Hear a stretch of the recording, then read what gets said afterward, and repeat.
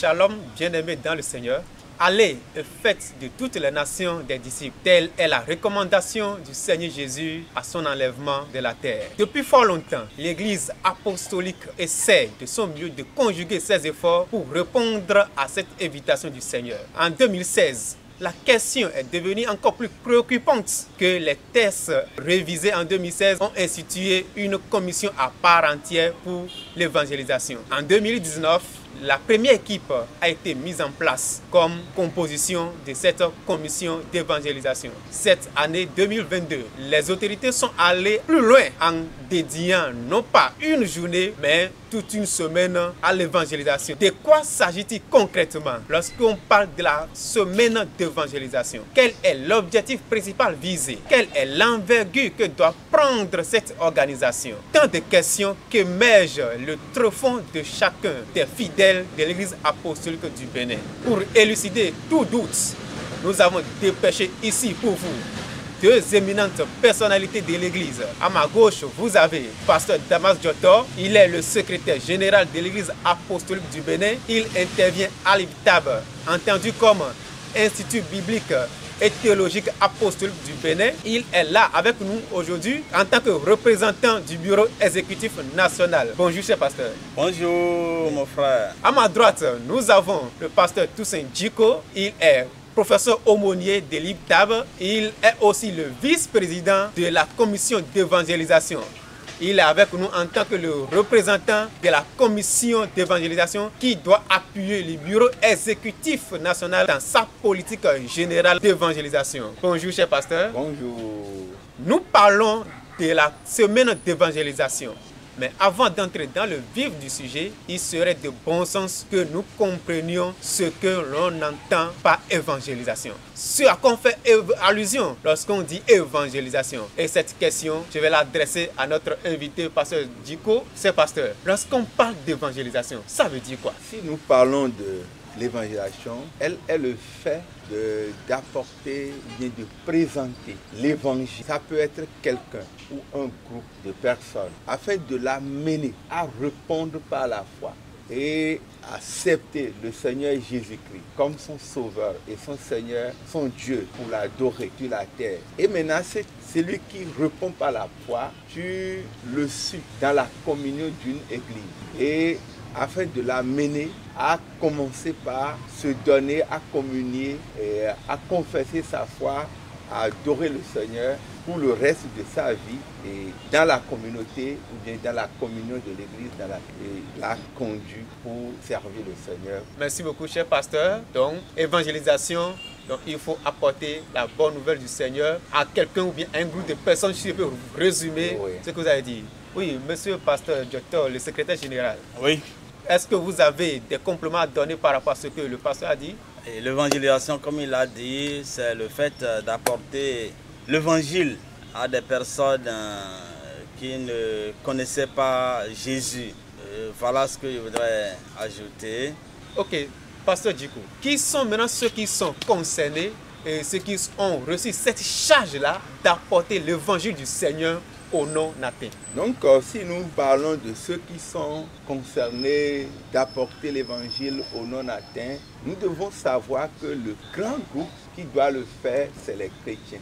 Un chrétien. Individu qui a accepté Jésus-Christ et qui est devenu chrétien et qui vit comme le Christ, il doit savoir que la tâche qu'il incombe est d'apporter l'évangile à d'autres personnes. Donc certains disent que ce sont les apôtres. Les disciples aussi. Ok. Parce que si tu es chrétien, tu es aussi disciple de Christ. Et en tant que disciple, tu dois apporter l'évangile aux non-atteints, à une personne qui ne connaît pas le Christ, qui n'a pas le Christ dans sa vie, qui n'a pas encore accepté le Seigneur. Merci beaucoup. Donc, si vous avez reçu le Seigneur comme sauveur, vous êtes chargé d'annoncer sa parole. Ce n'est plus affaire de pasteur, ce n'est pas affaire d'apôtre, ce n'est pas affaire de diacre, diaconesse. Tout chrétien doit porter l'évangile. Si nous parlons de pasteurs, des dirigeants comme les anciens, les diacres, ils sont tout d'abord chrétiens avant d'avoir cette grâce de devenir un superviseur ou bien qui dirige les autres chrétiens. Donc, il a la tâche quand il était chrétien, cette tâche, cette responsabilité lui revenait qu'il devait faire. Et en devenant superviseur ou pasteur ou un ancien ou diacre, maintenant, disons que ça devient plus accentué dans sa vie de le faire. Mais ce n'est pas réservé. Tous ceux qui doivent le faire, c'est des chrétiens. Des chrétiens. Donc, pasteur est d'abord chrétien. Chrétien. On peut s'en tenir là. Oui, merci beaucoup. Donc, si vous êtes chrétien, vous avez la responsabilité d'évangéliser. Donc, à moins que vous ne soyez pas chrétien. Merci beaucoup. Oui, je tourne maintenant vers le SG de l'église, le pasteur Giotto. Oui.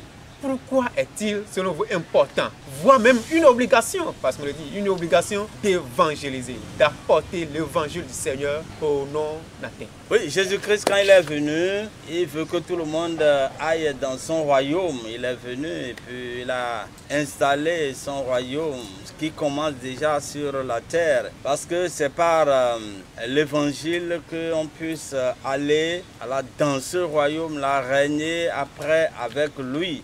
Donc c'est important parce qu'on ne veut pas laisser les gens mourir dans leur péché et puis aller dans l'enfer. Dans cet objectif, il faut qu'on leur apporte la bonne nouvelle. Parce que Jésus, il veut que tous les hommes soient sauvés, voilà, et qu'ils connaissent Jésus-Christ. Et pour qu'ils connaissent Jésus-Christ, il faut quelqu'un qui leur apporte l'évangile, qui leur apporte la bonne nouvelle. La vie éternelle, c'est très très important, donc il faut que les gens puissent en participer, donc il faut leur annoncer la bonne nouvelle. Ok, et celui qui, je reste toujours avec vous, celui qui est chargé d'apporter cette bonne nouvelle aux autres, est-ce qu'il a les avantages propres qu'il peut en tirer? Et celui qui ne le fait pas, est-ce qu'il a des inconvénients pour lui? Tout d'abord, vous savez, ceux qui annoncent la bonne nouvelle sont des témoins. Nous sommes des témoins de Jésus-Christ, ce que nous avons vu, ce que nous avons entendu de lui. Nous devons partager ça avec les autres. Et vous savez aussi, le chrétien a des armes spirituelles. Une de ces armes spirituelles, c'est le zèle que donne l'évangile de paix. Et ça, c'est les chaussures spirituelles pour nous. Et vous voyez, les soldats, quand ils sortent, quand ils sont là, ils portent des chaussures pour se protéger contre les épines, contre les pierres, contre les serpents, etc., etc. Donc le chrétien qui annonce l'évangile, qu'est-ce qu'il fait? Il protège ses pieds. Donc contre tous ces obstacles-là, donc pour pouvoir vite aller, pour pouvoir marcher droit vers son Seigneur. Et surtout, si vous n'annoncez pas l'évangile, c'est comme vous laissez vos pieds à la merci de toutes ces épines-là spirituelles, de toutes ces pierres-là spirituelles. Donc, lorsque nous annonçons l'évangile, nous sommes protégés. Et le Seigneur, il est content de nous. Et si on n'annonce pas l'évangile, c'est comme on ne respecte pas l'ordre du Seigneur, aller partout dans le monde, alors que nous, en tant que chrétiens, nous devons être obéissants. Donc voilà les avantages, les désavantages. Et puis, vous savez, quand vous annoncez l'évangile, le Seigneur aussi multiplie les dons spirituels. Parce que sur le champ d'évangélisation, vous pouvez rencontrer quelqu'un et spontanément une parole de sagesse ou une parole de connaissance va vous arriver. Ou bien, vous allez prier et la personne qui souffrait peut-être d'un mal va guérir. Et là, vous avez commencé à développer un don, par exemple, de guérison en vous. Donc, c'est pourquoi il a beaucoup d'avantages, beaucoup de désavantages. Si vous n'annoncez pas, vous ne respectez pas l'ordre du Seigneur, là, le Seigneur ne sera pas content de vous. Merci beaucoup. Je crois que c'est clair pour tous nos fidèles de l'Église apostolique du Bénin. Annoncez la parole de Dieu, vous respectez l'ordre du Seigneur. Annoncez la parole de Dieu, vous vous protégez vous-même contre les épines, parce que le pasteur l'a expliqué, l'évangile symbolise les chaussures de paix que nous devons porter. Voilà, merci beaucoup. Pasteur Djiko, quelles sont les formes d'évangélisation que nous pouvons rencontrer dans notre parcours? Donc, il y a plusieurs formes. Même avant d'aller sur ça, oui, vous avez parlé de l'importance aussi que j'ai suivi maintenant. Mais vous voyez, Jésus disait la moisson est grande. Parce que si nous voyons tous ceux qui ne connaissent pas Jésus, le nombre est vraiment important. Donc, en voyant ce grand nombre, ça démontre que des joints doivent se lever pour partir. Et dans le même verset, il dit, il y a peu d'ouvriers. Donc, ceux qui doivent moissonner, on n'en a pas. Donc, c'est pourquoi chacun, étant quelqu'un qui a reçu la lumière, doit savoir qu'il ne doit pas laisser la lumière à son niveau. Il doit aussi prier. Merci beaucoup. Merci. Maintenant, si je voulais aborder un peu les formes d'évangélisation, il en a de multiples. Nous avons, par exemple, quelques-unes, rapidement. Les porte-à-porte que nous voulons faire, où 2 ou 3, vous devez partir. L'autre, c'est lui qui doit porter la parole à ceux qui vont écouter. L'autre est là comme quelqu'un inspiré de Dieu qui reçoit comment la chose doit aller et qui prie pour son second. L'autre là, c'est qui, s'il vous plaît? Ça dit des groupuscules qui sortent 2, 3, tel que Jésus a envoyé 2. Et il les a conviés. Donc, de la même manière, les chrétiens se mettant dans des groupuscules donnés et le jour venu, vous sortez pour pouvoir porter la bonne nouvelle, la forme d'aller de lieu en lieu et de porter, nous appelons ça porte à porte. Ok, merci beaucoup. Il y a le plein air que nous organisons.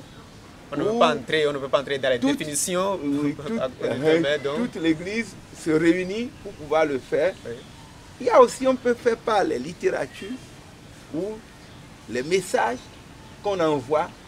On peut le faire aussi en appelant pour pouvoir communiquer. Nous pouvons le faire aussi en disposant les biens. Nous appelons ça les œuvres sociales que nous fournissons à ceux qui vraiment sont dans le besoin, sont démunis, sont déshérités et qui souffrent. Nous leur démontrons l'amour de Dieu envers eux. Là, nous appelons par les œuvres sociales. Il y a l'itinérance qui est là. Et quand tu voyages d'un lieu à un autre lieu, tu ne dois pas te taire dans le véhicule en regardant les gens ou bien parler des choses de ce monde. Les voyageurs. Tu profites pour pouvoir annoncer cela. On le fait aussi par les jeux, le sport et autres là. Et là maintenant, tu apportes l'évangile. Et quand vous organisez un match, vous savez que c'est dans le but de leur parler de Christ que vous avez organisé.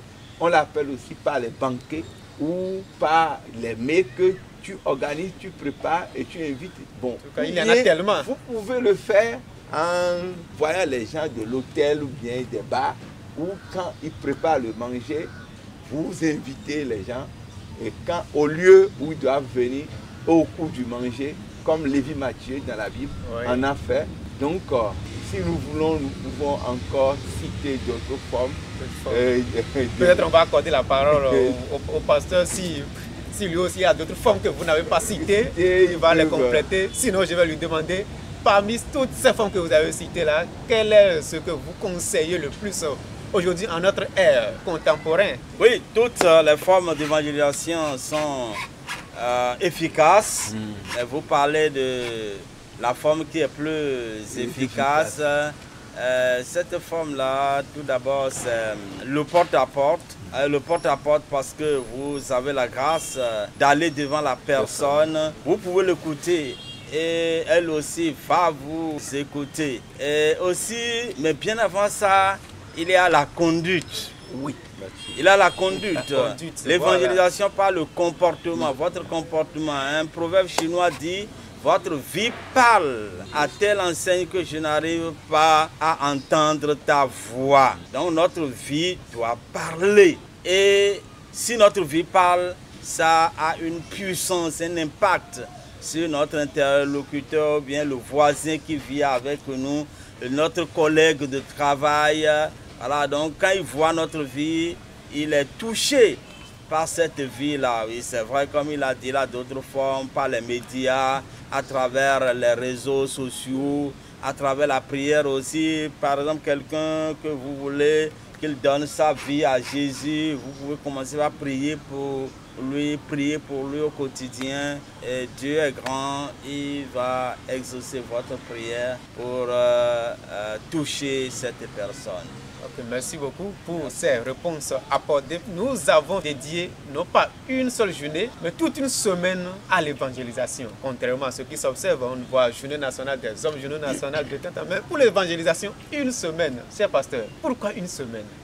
Oui, c'est une première dans l'histoire de notre Église, oui, à ma connaissance, sur le plan national. Oui, bien sûr. Et nous remercions le Seigneur pour le bureau exécutif national de cette Église apostolique du Bénin qui a choisi une semaine d'évangélisation, une semaine consacrée à l'évangélisation. Et ça, c'est bien. Oui, on a choisi cette semaine-là pour que les gens, peut-être, quand on parle du porte-à-porte, si vous ne trouvez pas quelqu'un, vous tapez à une porte aujourd'hui qui n'est pas ouverte, demain vous pouvez retourner pour taper à la même porte, ainsi de suite, jusqu'à ce que les 7 jours finissent, vous allez rencontrer la personne. Et puis aussi, voilà, donc, si on a choisi une semaine, c'est pour que au moins 1, 2, 3, 4, 5 fois, là, chacun puisse participer à cette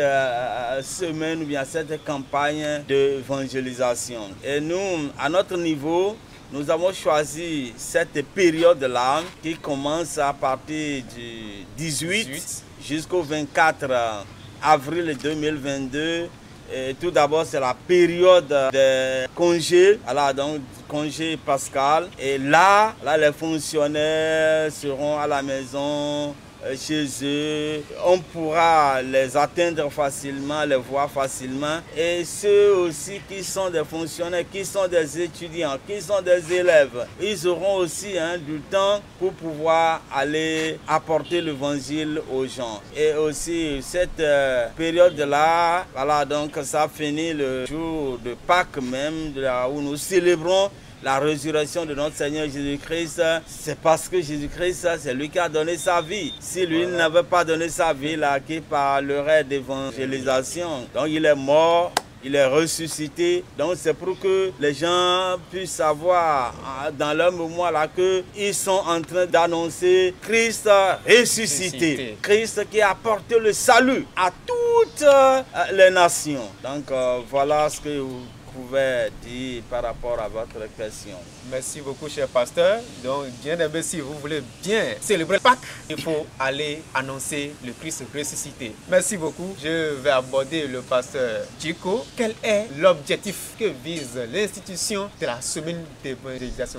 C'est pour faire quoi? C'est pour apporter quoi? Quel est l'objectif que vise cette semaine d'évangélisation? Donc, si nous allons parler de l'objectif, le premier objectif est que la parole soit sémée dans la vie de ceux qui vont l'écouter. Bon, nous avons dit, la personne est non atteinte. Pour qu'il soit atteint par l'évangile et pour l'amener à accepter le Seigneur, à le reconnaître comme son Dieu, à le reconnaître comme son sauveur, à rentrer dans la communion des chrétiens, pour devenir aussi enfant de Dieu et jouir de l'héritage du Seigneur. Ce que Dieu destine pour les chrétiens, il entre dans cet héritage.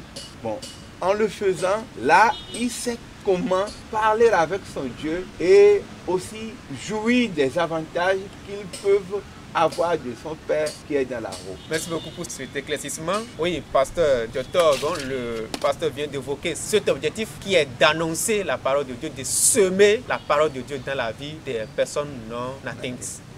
Mais est-ce que vous avez d'autres objectifs qui sont visés, que vous devez compléter à ce que le pasteur a donné? Oui, en fait, c'est de peupler le royaume de Dieu et d'élargir aussi notre Église. Parce que c'est bien que notre Église soit une grande église et qu'on puisse atteindre, comme on le disait, les non-atteints. C'est cet objectif-là qu'on veut surtout atteindre, que le royaume de Dieu soit plus peuplé et que le royaume de Satan soit dépeuplé. Alléluia. Voilà. Merci beaucoup. Nous allons aborder maintenant la phase de l'organisation pratique de la semaine d'évangélisation. En tant que représentant de la commission d'évangélisation, pasteur Djiko, comment vous prévoyez que cette semaine soit organisée partout sur les assemblées au sein sur le territoire national? Pour répondre à cette question, je prends un jour. Posons que le premier jour de la semaine d'évaluation, le matin, chaque dirigeant de chaque assemblée doit pouvoir réunir ses membres. D'habitude, on se réunit à l'église. Donc, je vais dire à l'église d'abord. D'accord. Et le rassemblement est censuré par un culte matinal qu'ils doivent faire. Et au cours de ce culte, on résume comment présenter l'évangile à une personne, comment on peut parler. Nous savons que nous avons des marchandises, nous savons faire la publicité, nous savons parler de la marchandise aux gens. Donc de la même manière, comment nous pouvons apporter l'évangile à notre frère qui est païen des années et qui va mourir et va partir dans l'enfer. Donc nous devons résumer cela au cours du culte. Et après cela, nous devons aussi les motiver. Comment on doit être motivé? Je me rappelle ce que mon formateur, le directeur de l'école de Danemark, dit que quand vous sortez pour faire le porte-à-porte, il ne faut jamais avoir mine de water. Il faut rentrer dans les maisons avec le visage dégagé, avec sourire. Quand tu souris au monde, le monde s'ouvre. Donc, les gagnants d'âme doivent savoir que la journée, là, le matin, au cours de culte, on doit leur réveiller à savoir que vous entrez dans les maisons avec la joie. On se résume un peu. D'abord, il doit y avoir rassemblement les matins à l'église. Et censuré par un culte. Au cours du culte, on résume comment présenter l'évangile à une personne. Et après cela, on les motive aussi comment se présenter. Et maintenant, le travail doit être fait en visant tout le monde, tous les ménages, tous les bureaux, tous les marchés, tous les lieux qui se trouvent dans chaque localité où l'assemblée est plantée. Là, le rameau, le quartier de ville, la ville, là où l'assemblée se trouve, avant que les 7 jours ne finissent, il ne va pas rester de ménage. Il ne va pas rester de bureau. Il ne va pas rester de marché. Tout lieu qu'on appelle foyer, non, où les gens habitent, doivent entendre le Christ ressuscité. Donc, quand vous résumez ça aux gens au cours du culte, vous devez censurer le culte vers sa fin par des actions de grâce. C'est-à-dire, vous voyez, quand nous louons le Seigneur, nous lui apportons la sagesse, nous lui apportons quelque chose et vous censurez le culte comme ça pour l'évangélisation, pour donner top à la vie. Et maintenant, vous mettez les gens en groupe de 2, de 3 et toute l'équipe, toute l'assemblée sort. Et quand vous allez là, vous ciblez les localités. De tel endroit, nous partons du point A pour finir au point B. Et quand on part du point A, là où on s'est arrêté, le jour suivant, on part du point arrêté jusqu'au point C et jusqu'à finir toutes les localités avant que la semaine ne finisse. Ok, parce que si je vous comprends bien, donc toutes les assemblées sont obligées de faire le porte-à-porte. Oui. L'évangélisation porte-à-porte. Oui. Et chaque membre est devenu gagneur d'âme. Quand tu es chrétien là, le premier travail que Dieu te confie, Jésus te confie, c'est de gagner les âmes, c'est d'évangéliser. Et nous bénissons le Seigneur qui a donné cette inspiration aux dirigeants de l'Église pour nous donner l'opportunité. Ce que nous devons faire chaque jour, on ne le fait pas. Au moins, on nous a choisi une semaine. Si quelqu'un dort et manque à ce grand but-là, ça ne revient plus aux dirigeants. Les dirigeants les ont réveillés en leur choisissant une semaine d'évaluation. Ok, après le porte-à-porte, qu'est-ce qui va se passer? Est-ce que les assemblées sont obligées de faire plein air ou bien comment est-ce que vous l'organisez de ce côté-là? Ça dépend de l'habileté, la sagesse et la capacité de l'assemblée. Quand je dis ils ont la sagesse, quand le matin ils font l'organisation et le lancement des fidèles, des chrétiens, des membres, le soir, si on est bien organisé, on peut faire aussi plein air. Ok. Même quelqu'un qui hausse la voix. Et là, tout ce que vous avez évangélisé, vous pouvez les inviter le soir à venir sur quelqu'un qui doit présenter l'évangile à tout le monde. Est-ce que vous voyez? On voit bien. Donc, ça dépend de l'habileté du dirigeant, pasteur, ou bien, et des fidèles de l'assemblée, et de la sagesse que Dieu leur a donnée. Ils peuvent le soir maintenant inviter les gens à se retrouver sous un arbre, sous une place publique, où là maintenant, quelqu'un aussi apporte l'évangile. Parce que là, il est un peu spécialisé dans le domaine. Et il a l'habilité de convaincre encore. Et ce qu'ils avaient entendu, ils peuvent mieux entendre cela. Merci beaucoup, pasteur. Une question d'éclaircissement, surtout pour nos téléspectateurs, pour nos bien-aimés. Est-ce que les assemblées sont obligées de s'organiser pour aller sur le terrain tous les jours? C'est pourquoi l'inspiration qui est venue, nous avons pris les temps de congé. Pour que quand nous voyons 24 heures sur 24 heures, nous devons parler de... Et maintenant, on a pris le temps de congé. Là, la personne ne peut plus dire que je suis occupé, je ne peux plus faire. Là, on aura un grand nombre où ils ont la possibilité d'organiser. Mais maintenant, s'il leur manque encore des choses, parce que l'ennemi peut mettre des barrières, des choses que nous pouvons mettre devant, là, au moins, ils peuvent faire. Mais au maximum, pour nous, le souhait que ceux qui sont bien organisés peuvent faire le maximum, ils peuvent faire chaque jour, ils peuvent faire les plein air. Mais au minimum, ils peuvent, ceux qui peut-être, ils ne sont pas si habiles pour pouvoir l'organiser, parce que nous sommes dans les congés de Pâques, oui, pour pouvoir le faire, s'ils font jusqu'à 4 comme ça. 4 heures. Ok. Mais le maximum, chaque jour là, il faut faire ça pour le Seigneur. Ok.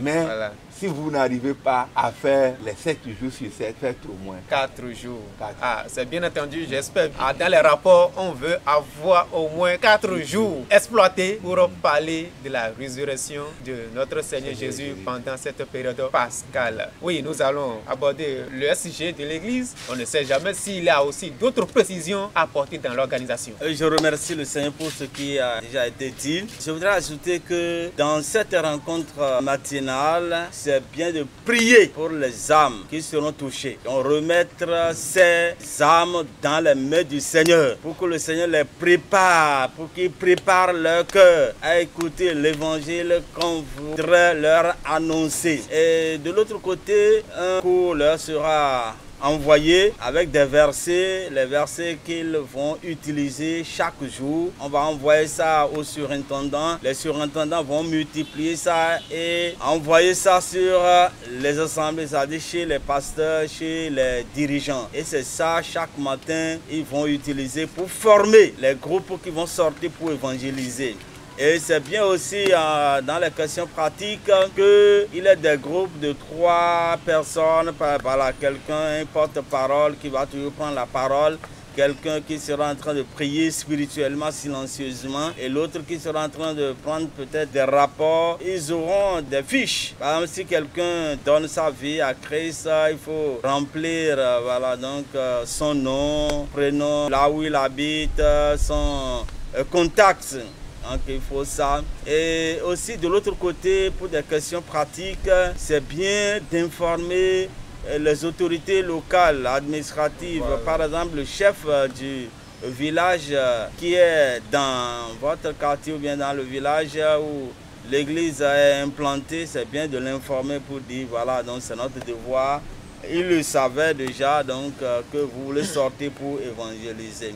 Je voudrais appuyer ce qu'il avait dit par rapport aux offrandes. Ce n'est pas la commission d'évangélisation qui a inventé ça, mais c'est venu du bureau exécutif national de l'Église parce que vous savez, l'Église a besoin de l'argent pour pouvoir suivre les activités d'évangélisation.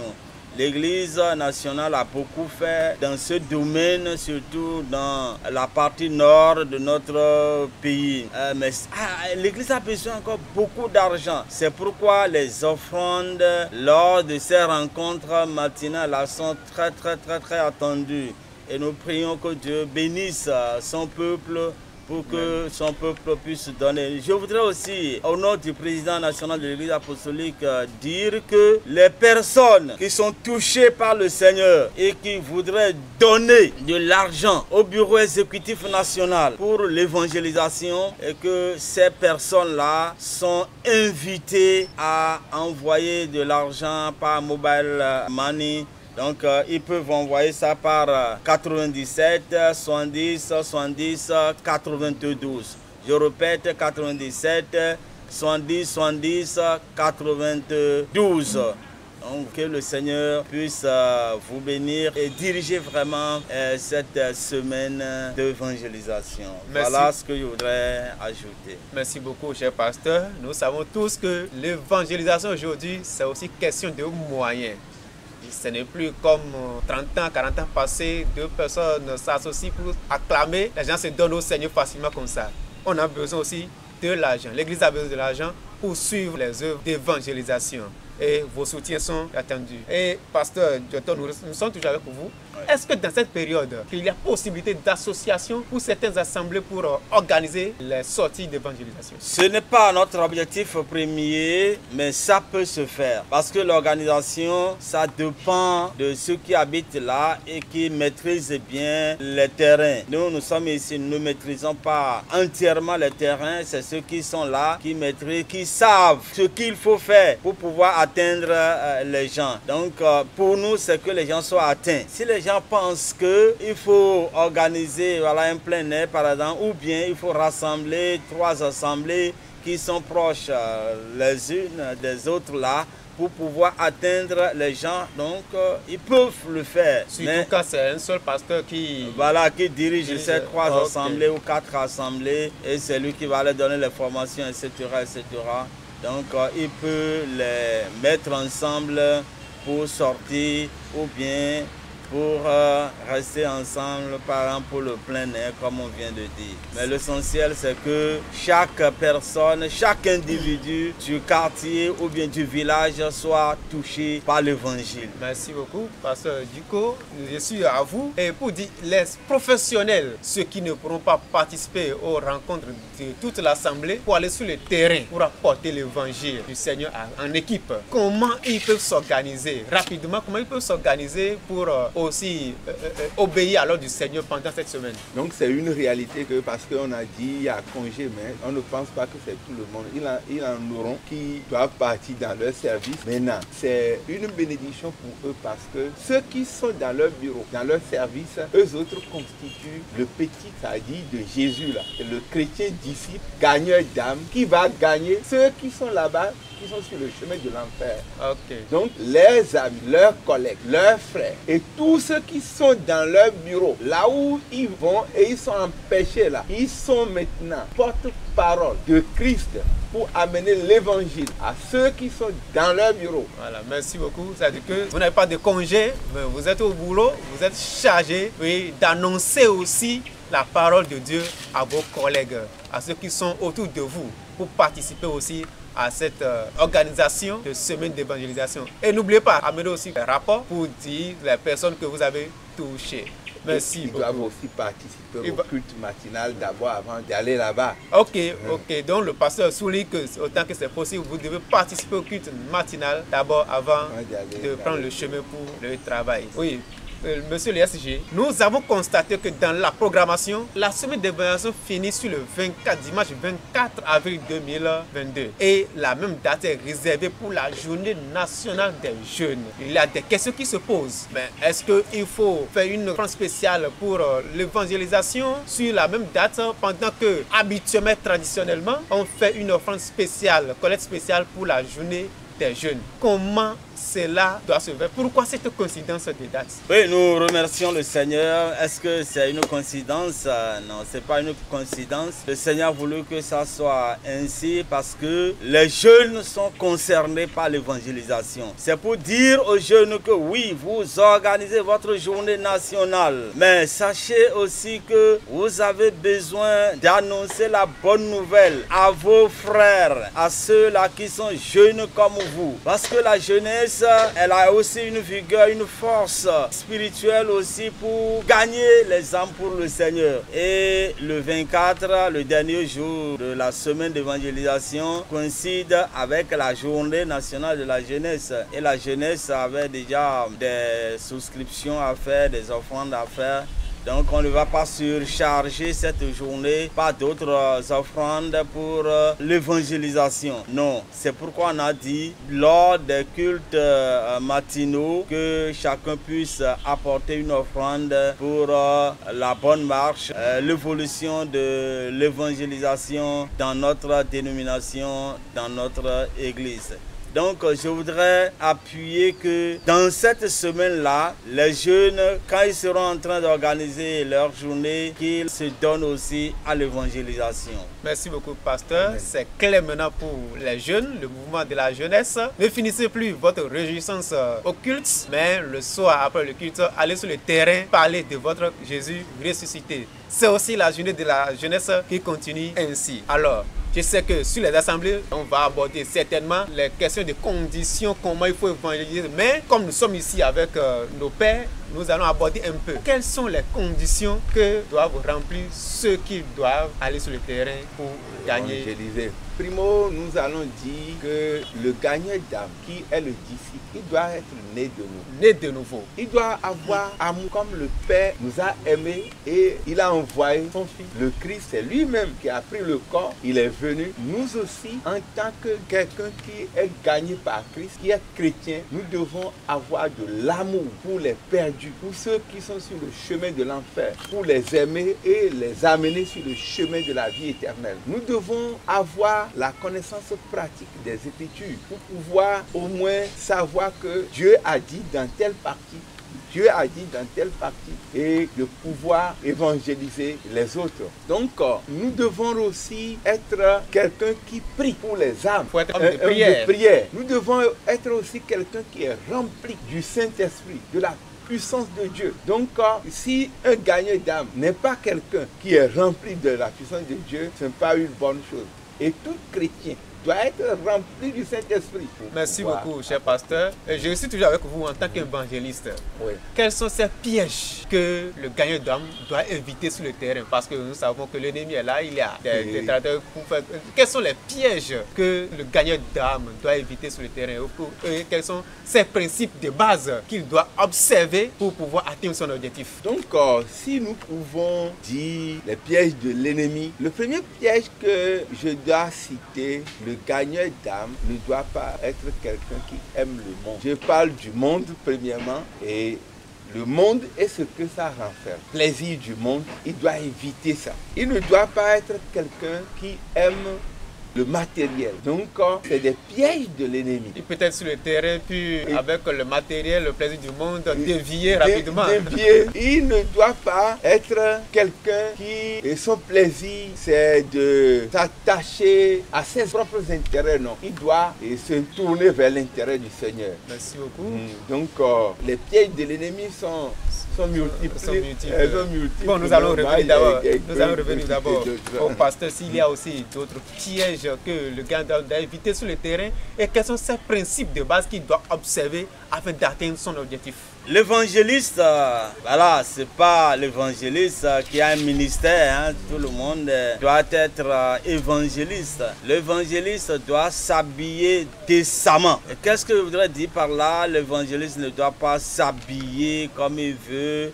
Par exemple, s'habiller sexy. Parce qu'il y a des gens, quand vous vous habillez comme ça, ils vous voient. Alors donc vous les empêchez comme ça de vous écouter. Donc, parce que vous irez chez tout le monde, vous irez chez les musulmans, vous irez chez les grands, les cadres, etc., etc. Donc vous devez vous habiller décemment. Donc si vous êtes un homme, habillez-vous correctement. Vous êtes une femme, habillez-vous, couvrez tout votre corps pour que votre interlocuteur ne sera pas en train de voir une partie de vos seins qui sont sortis, une partie de vos cuisses que vous laissez en l'air. Non, ça va empêcher ou bien ça va pousser votre interlocuteur à ne pas bien vous écouter. Donc, et aussi évitez les débats. On ne vous envoie pas pour débattre. Allez annoncer la bonne nouvelle, c'est ce qu'on nous a dit. Si vous voyez que l'évangélisation prend une autre envergure, c'est des questions de doctrine, etc., que les gens commencent à vous poser, essayer d'éviter ces questions. Et en rentrant dans une maison, dans un bureau, dans un marché, saluez les gens, les personnes à qui vous allez annoncer l'évangile, essayez de les saluer respectueusement et introduisez votre message, pas quelque chose. Vous savez, Jésus, quand il avait rencontré cette femme-là au niveau du puits. Vous vous rappelez de comment il avait commencé. Et puis le débat est ouvert. Donc essayez de faire tout ça. N'insultez pas les gens. Ne dites pas aux gens, wow, vous êtes païens. L'enfer c'est pour vous. Essayez d'aller avec la sagesse de Dieu. Ne dites pas aux gens, vous êtes des idolâtres. Ce que vous êtes en nous. La bonne nouvelle est là. Annoncez la bonne nouvelle, le salut. Jésus-Christ est venu, il est mort pour vous. Il a payé le prix pour vous à votre place. Et il veut que vous lui donniez votre vie. Donc voilà ce qu'il faut surtout éviter. Si vous arrivez par exemple dans une maison où c'est des musulmans qui sont là, déchaussez-vous. Parce que quand ils vous voient avec vos chaussures sur vos pieds, puis vous entrez dans la maison, là déjà vous avez fermé la porte à l'évangile comme ça, d'entrer dans la vie de ces personnes. Et vos Bibles, essayez de les tenir bien. Chez les musulmans par exemple, vous devez tenir la Bible dans la main droite. Donc, il faut essayer de le faire pour respecter la parole de Dieu. Merci. Merci beaucoup. Autant de principes qu'il faut observer, autant de pièges aussi qu'il faut éviter pour pouvoir gagner des âmes. Oui, pasteur, le pasteur a dit d'éviter les débats. Maintenant, je voudrais que vous donniez aux fidèles, à nos bien-aimés, l'essentiel du message qu'il doit annoncer. Le message du salut doit tourner autour de quoi? Donc quand on entre dans les bureaux, dans les maisons, dans les lieux, le message est centré sur Christ.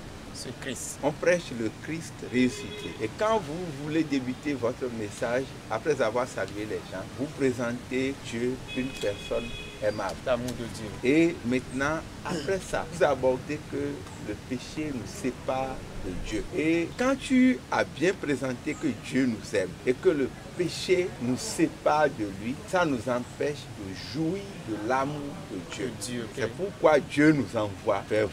Et après maintenant, on se résume un peu pour nos téléspectateurs. Il reste encore un autre troisième point. Parce que le premier point, Dieu est une personne aimable. Maintenant, le deuxième point, le péché. Le péché nous sépare de Dieu. De l'amour de Dieu, de Dieu et de son amour. Oui, de cet amour et de jouir de ça. Et c'est ce que le péché fait pour nous. Alors que Dieu nous aime, Dieu est riche, béni. Mais quand le péché te sépare de Dieu, ça te prive de cette grande bénédiction de Dieu. Alors que le péché nous entraîne dans la mort, dans la maladie, dans des problèmes. Est-ce que vous voyez? Maintenant, qu'est-ce qu'il faut faire pour pouvoir jouir de cet amour? Troisième chose. Donc, le Christ ressuscité est un pont qui nous fait sortir du péché pour nous faire rentrer dans les richesses, les bénédictions, les bonheurs de Dieu. Donc c'est le troisième point. Donc maintenant, comme nous avons compris, notre auditeur, celui qui nous écoute, a compris, maintenant nous l'amenons à répondre par la foi pour accepter le Seigneur et rentrer dans la bénédiction de Dieu. Et maintenant, quand il accepte, on l'amène à comprendre qu'il faut vivre cette foi qu'il a au Seigneur dans la communion d'une église. Donc, c'est les 5 points nécessaires qu'ils nous ont à partager dans chaque maison avec le Verbe, avec tout ce que le Seigneur leur a donné. Merci beaucoup. Je pense que c'est très clair pour les uns les autres. Et 5 points que le pasteur nous a présentés, on peut les résumer rapidement. Là, Dieu est aimable, dans l'amour de Dieu. Le péché qui nous a séparés de Dieu ne peut pas jouir de son amour. Jésus-Christ qui est venu, qui est mort, il est ressuscité pour servir de pont pour nous, pour sortir de ce péché, pour entrer dans l'amour de Dieu. Et il faut que vous acceptiez maintenant Jésus. Il faut que vous professez votre foi et puis vivre cette foi dans une communauté chrétienne. C'est 5 points qu'il faut présenter. Notre message doit tourner autour de ces points. Je ne sais pas si le SG a autre éclaircissement à donner rapidement. Peut-être à la fin, si la personne accepte, il faut prier pour elle. Ok, la prière, si la personne accepte, bien sûr. Ok, merci beaucoup.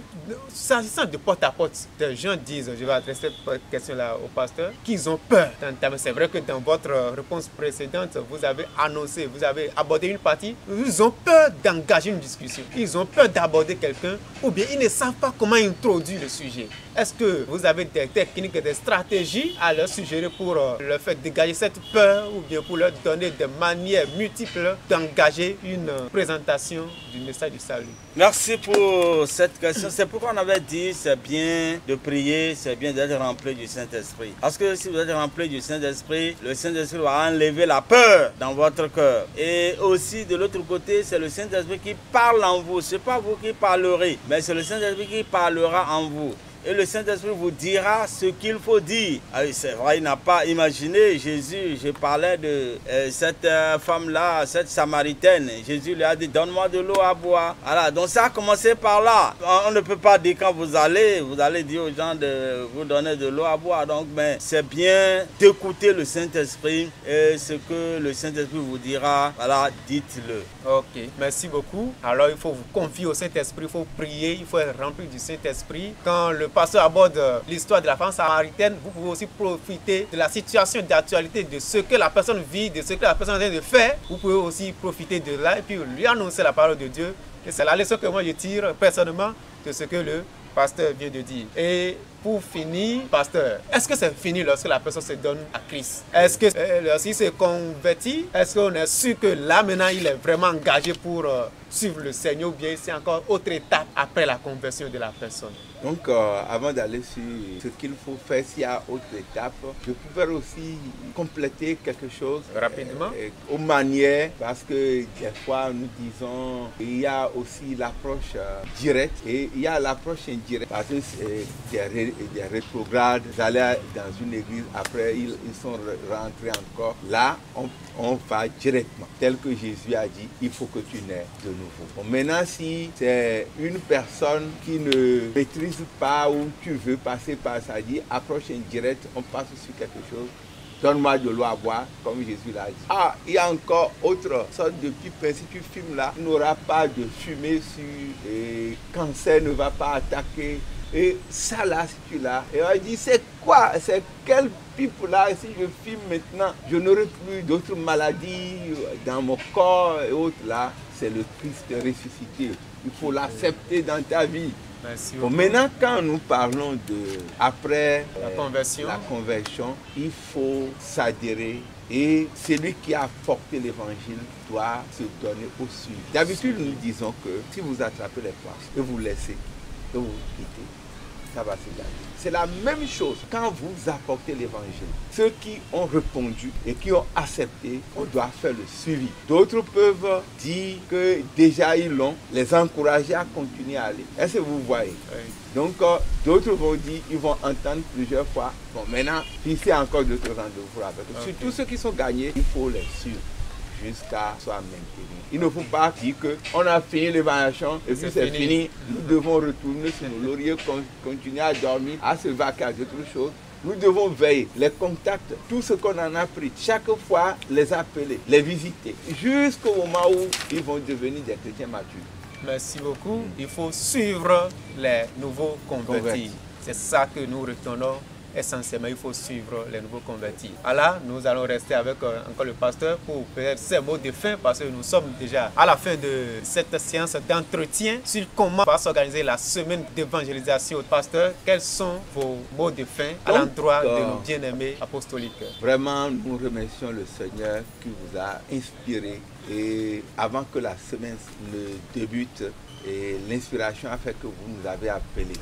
Ce que moi j'ai à dire, ma parole pour chaque pasteur, pour chaque chrétien, et de veiller à ne pas manquer à cette occasion que le Seigneur du ciel a envoyée dans la tête de nos dirigeants. Et ils nous ont donné cette opportunité de se lever dans cette semaine pour pouvoir obéir à la grande commission, à ce que Jésus veut. C'est ça que Jésus veut du chrétien.